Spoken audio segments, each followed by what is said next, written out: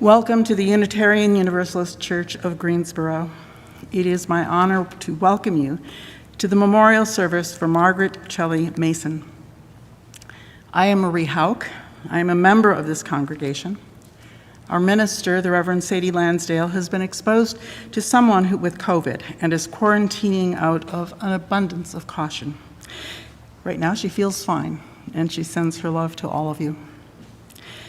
Unitarian Universalists believe that each person has a trustworthy relationship with the Spirit, with the Holy, with the source of all life, with what some call God, though we name it and know it differently from one another. And we believe that because we are interconnected, nobody is free until we are all free.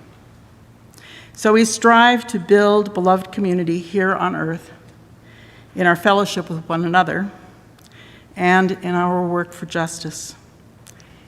Whoever you are, whomever you love, however you have found your way here, welcome. We gather today to celebrate Chellie's life in accordance with her very specific wishes. As such, there's some music we don't have permission to play, to stream. So if you are joining us online, we will mute our live stream during those portions. Don't panic, we're still here. We just can't live stream certain things. We're figuring it out as best we can to be as faithful as possible to the service that Chellie planned. Mary Mason Henline will light our chalice this morning.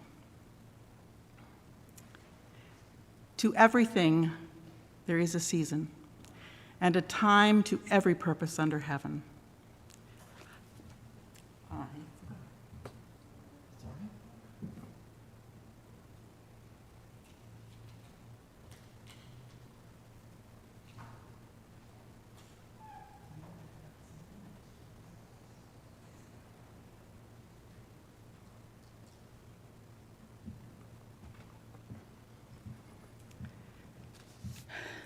A time to be born and a time to die. A time to plant and a time to pluck up that which is planted. A time to kill and a time to heal. A time to break down and a time to build up.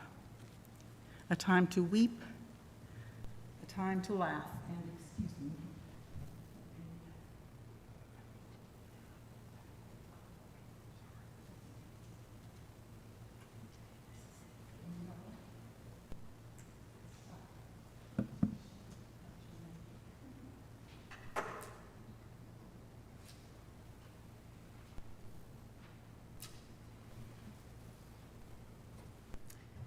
And a time for things to not work properly, and a time for them to work very well. A time to kill and a time to heal. A time to break down and a time to build up. A time to weep, a time to laugh, a time to mourn, and a time to dance. A time to cast away stones and a time to gather stones together. A time to embrace and a time to refrain from embracing. A time to get and a time to lose. A time to keep and a time to cast away. A time to rend, a time to sow, a time to keep silent, and a time to speak. A time to love, a time to hate, a time of war, and a time of peace.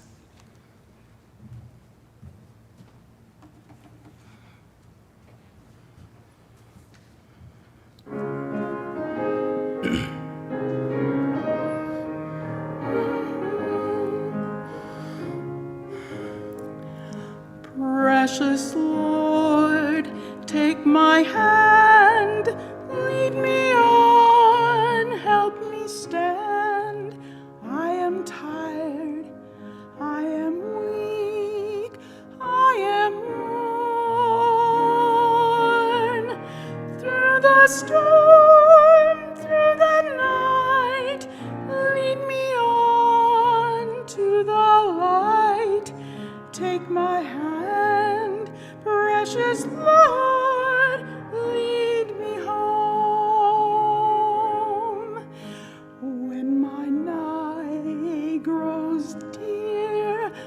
Precious Lord, linger near when my life is almost gone.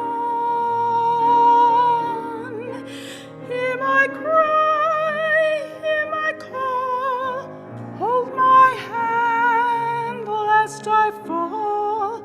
Take my hand, precious Lord, lead me home. When the darkness appears and the night draws near and the day is past and gone,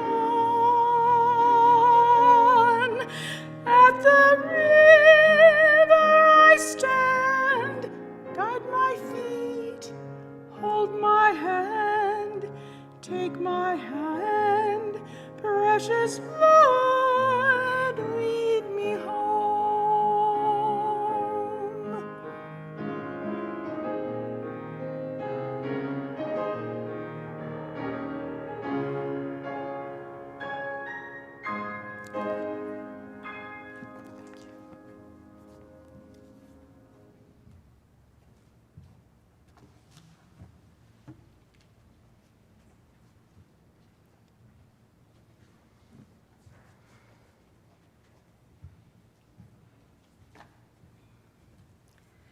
So Chellie loved the poems by Rumi, and she chose this one for us to read. It's called A Garden Beyond Paradise. Everything you see has its roots in the unseen world. The forms may change, yet the essence remains the same. Every wondrous sight will vanish, every sweet word will fade, but do not be disheartened. The source they come from is eternal, growing, branching out, giving new life and new joy. Why do you weep? The source, that source, is within you, and this whole world is springing up from it. The source is full, its waters are ever flowing. Do not grieve, drink your fill. Don't think it will ever run dry. This is the endless ocean. From the moment you came into this world, a ladder was placed in front of you that you might escape. From earth you became plant. From plant you became animal. Afterwards you became a human being, endowed with knowledge, intellect, and faith. Behold the body, born of dust, how perfect it has become. Why should you fear its end? When were you ever made less by dying? When you pass beyond this human form, no doubt you will become an angel and soar through the heavens. But don't stop there. Even heavenly bodies grow old, pass again from the heavenly realm, and plunge into the vast oceanness of consciousness. Let the drop of water that is you become 100 mighty seas. But do not think that the drop alone becomes the ocean.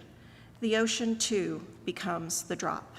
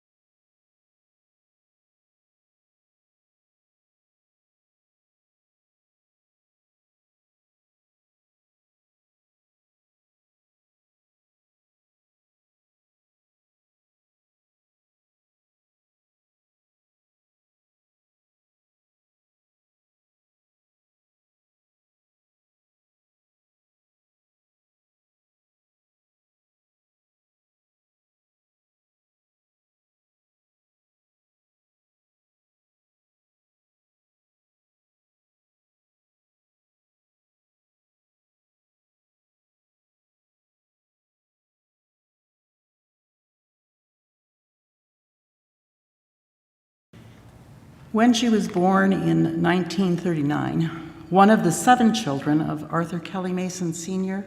and Chellie Jewel Izell Mason, Chellie was so tiny that she was not expected to live.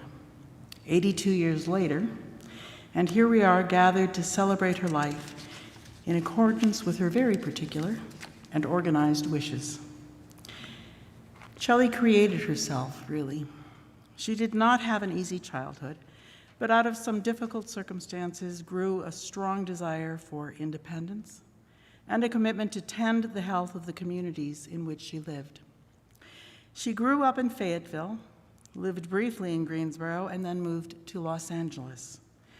She worked in office administration, information technology, computer analytics, and even in research for the House Select Committee on Assassinations. She moved to Denver with Amoco Minerals and took a position as computer programming before eventually being transferred to Electronic Data Systems, EDS. Her obituary notes, here she worked on projects which included training users in Microsoft software, but not before first training herself. Chellie eventually retired from EDS in 1993 after 31 years of service. Here are a few more things from her obituary. Working to improve the community wherever she lived was always important to Chellie. In Los Angeles, she volunteered at the Children's Hospital, showing up on Christmas Day dressed as Mrs. Santa Claus in a handmade floor-length red velvet dress. In Colorado, she volunteered as a court-appointed special advocate, working to protect abused or neglected children, and tutored elementary to high school-age students.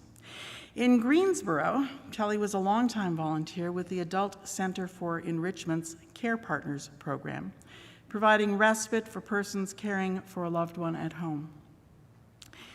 She was an avid reader and served on Greensboro's One City, One Book Planning Committee. Chellie was a member of the League of Women Voters of the Piedmont Triad and a past member of its board. She was a member of the City of Greensboro's 2009 City Academy program.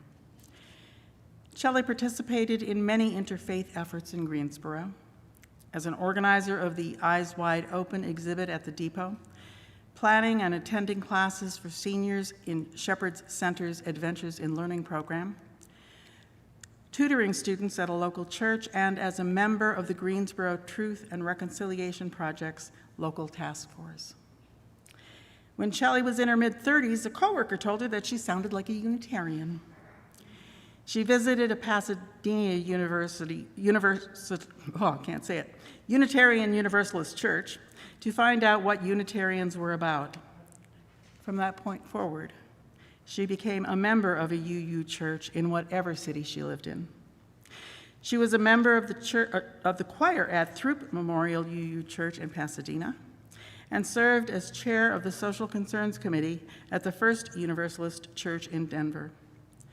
At the UU Church here in Greensboro, she served in many capacities as chair of the Social Action Committee, a board trustee, a member of the Committee on Ministry, chair of Denominational Affairs, and as a member of the Lay Pastoral Care Associates.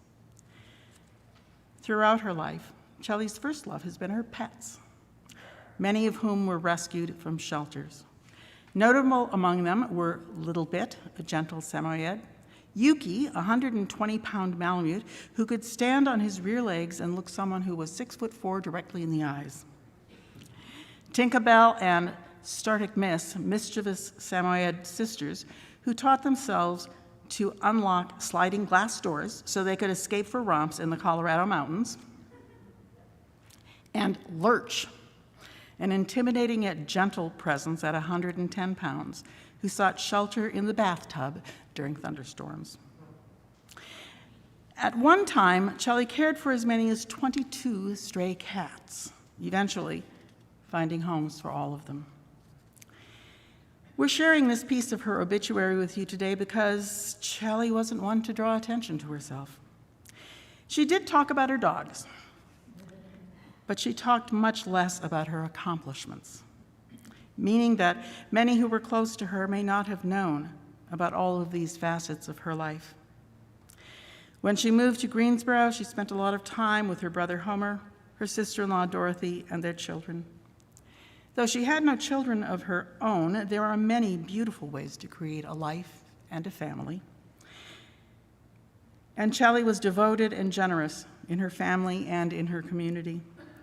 Especially for a woman of her generation, Chellie defied expectations of what girls were supposed to do or care about, and forged her own path, remaining connected to those she loved, but defining the meaning of her own life for herself. You may notice, for example, that the music she selected for this service, she was a Unitarian Universalist, but she kept her love of the old hymns from the church of her childhood. She once wrote a long letter to her Southern Baptist mother about her spiritual beliefs, articulating how they were different from how she was raised, but staying connected nevertheless, neither breaking entirely from her past nor being defined by it. She was ahead of her time in that way, a free-thinking, very independent woman who fashioned a loving family without her own children or spouse, and with a whole mess of dogs. She was also quite literally ahead of her time, arriving to church easily an hour before the service each week.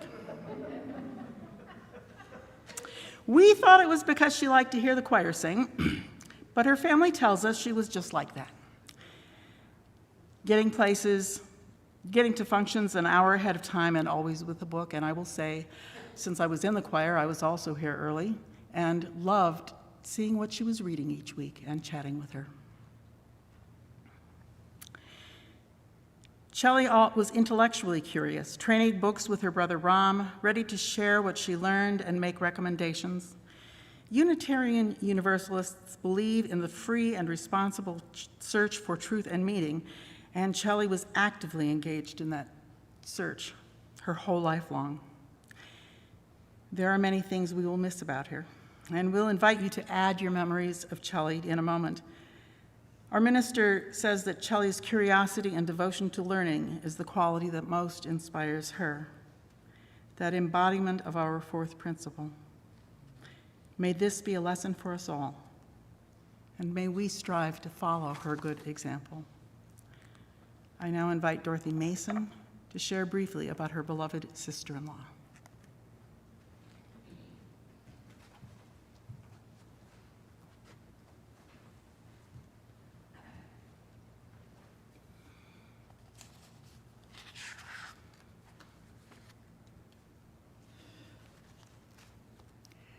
At my own friends' meeting, when we have memorial services,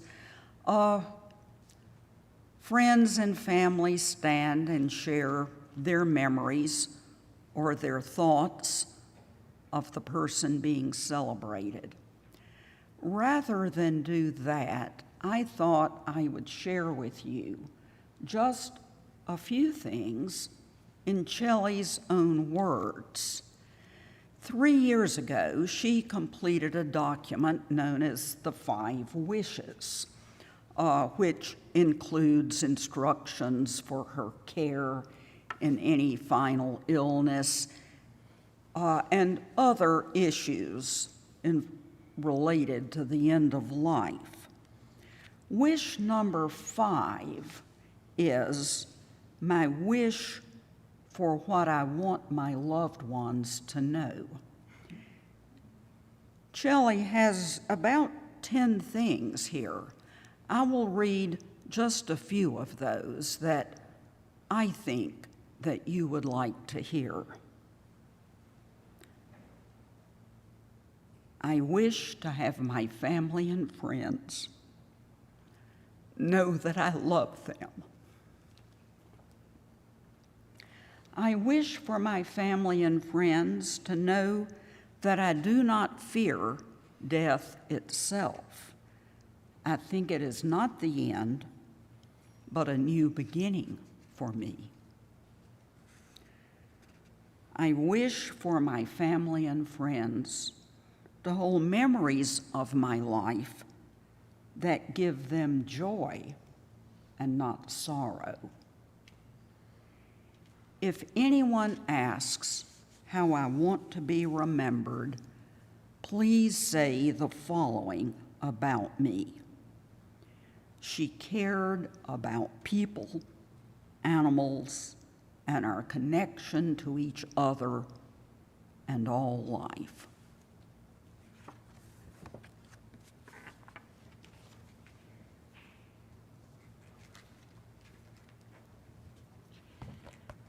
And Chellie's brother Ram will share with us as well.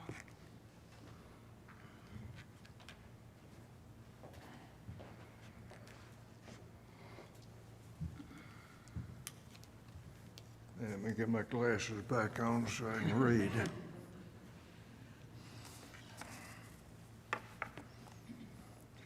Those of you who are related to me know exactly who I am. I'm Chellie's younger brother. I wanted to share with you a couple of memories that I have of her.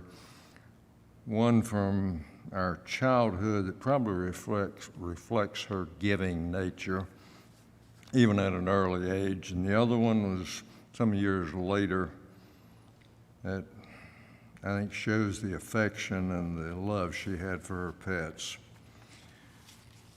Chellie was a year and a half older than me, and we had two older brothers, of course bigger than me.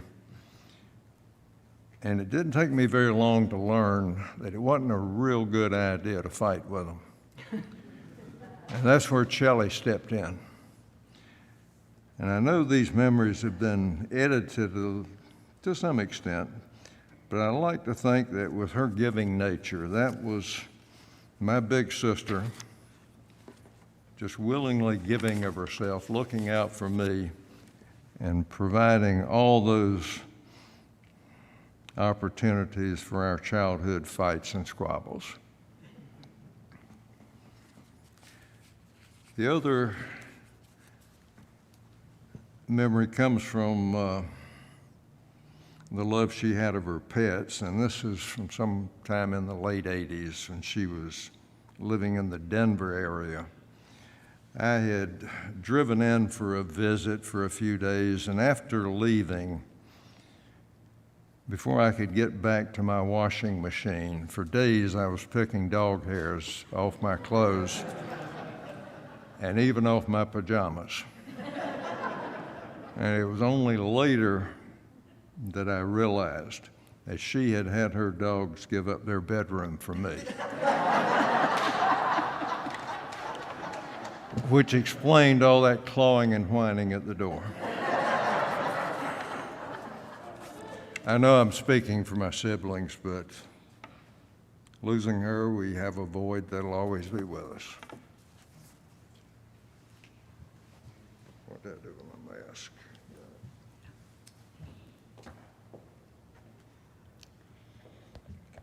If any of you would like to share a brief memory of Chellie, please come up to the pulpit.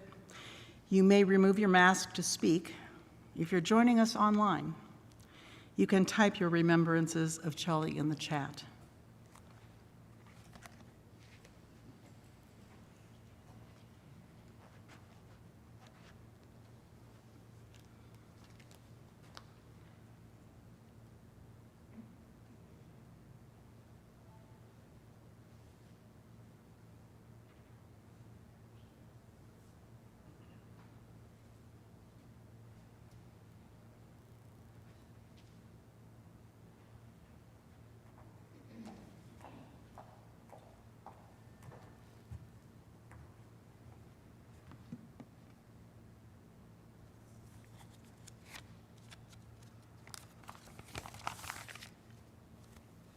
Hi, I'm Chellie's niece, Laura, daughter of her older brother, Homer.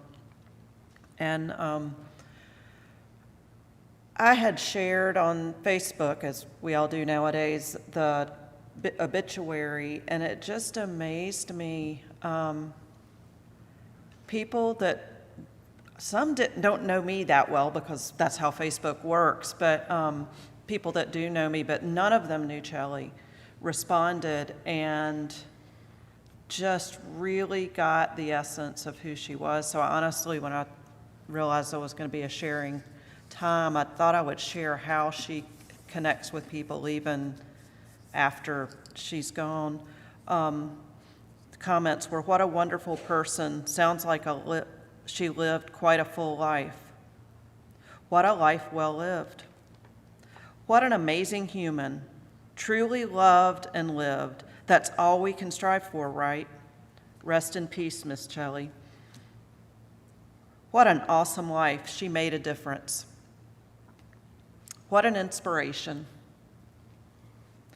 Awesome. After reading that, I feel like I knew her. What an amazing life." I just think that so gets at the essence of who she was and how she affected people. And that is truly all we can hope for, is that people will remember us with those kind of words. Thank you.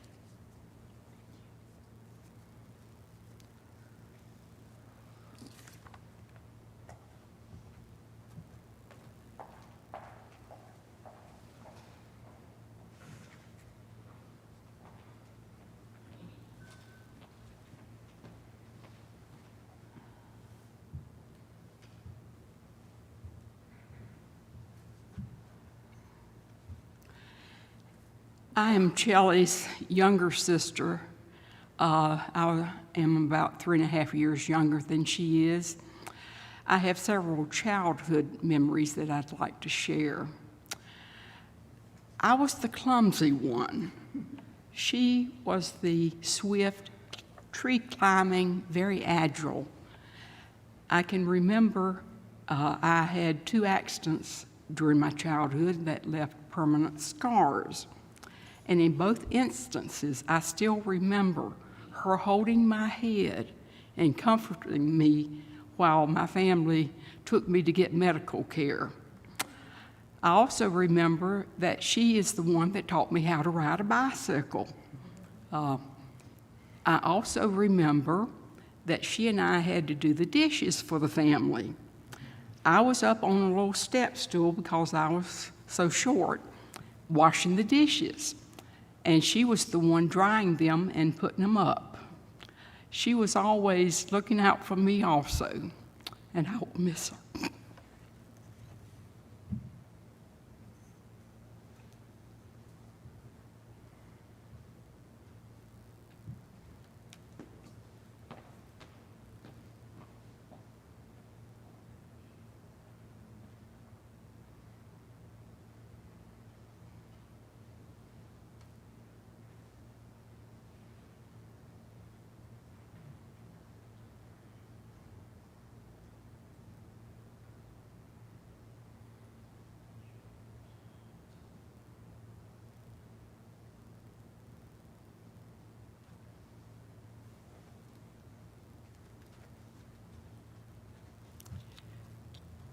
Thank you. I know we all carry our own memories of Chellie, and we will carry them forward.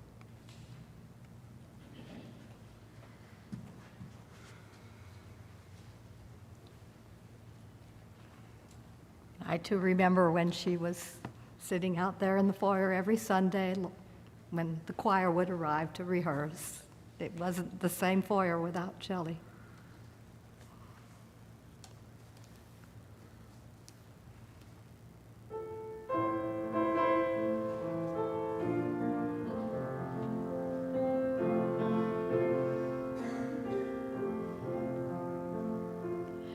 My life flows on in endless song above earth's lamentation. I hear the real, the far-off hymn that hails a new creation. Through all the tumult and the strife, I hear the music ringing. It sounds an echo in my soul. How can I keep from singing?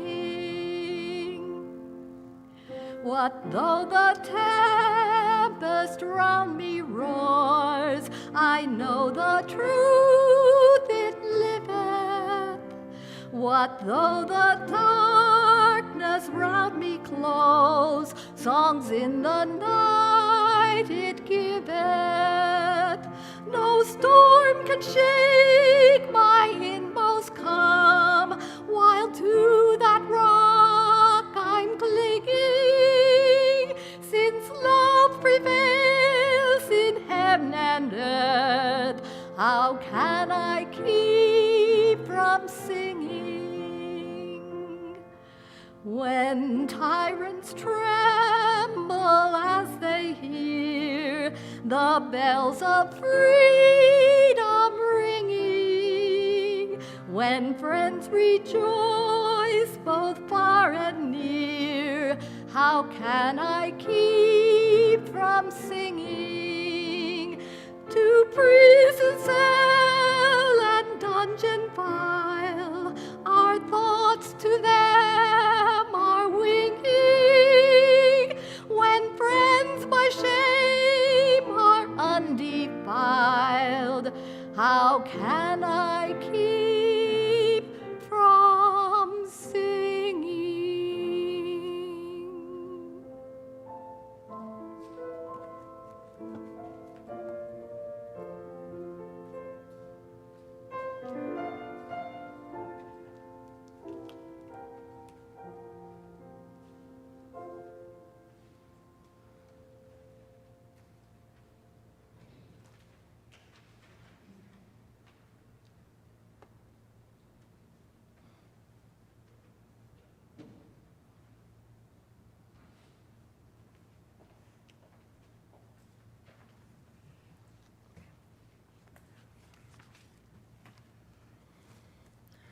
The absolute solitude. Now at last I've come to touch the remote edge of eternity. On that edge I rub my eyes to awake from my long sleep. From my fingertips the everlasting stars scatter, their light gone from my fingertips. I feel anew the body heat that comes ever closer to me. And from my fingertips I set adrift like so much dust, the wings of my words lined with soft dreams. I stroke time and gain with my wrinkled hands the beautiful eternity that ends in me. And at my fingertips that can reach no further, I keep silent in the end with my own poems.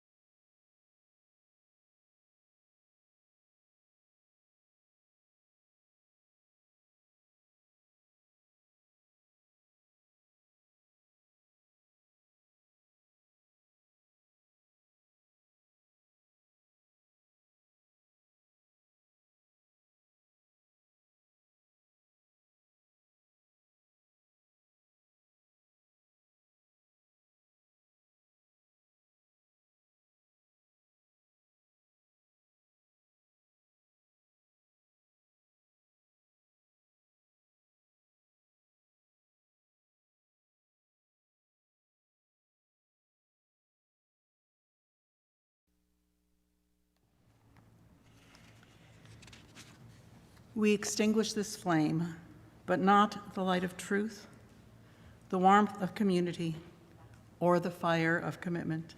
These we carry in our hearts until we are together again. The poet Lucille Clifton wrote, "The leaves believe such letting go is love. Such love is faith. Such faith is grace. Such grace is God." I agree with the leaves. Go in love, go in celebration, go better and more curious for having known Chellie. Go in peace.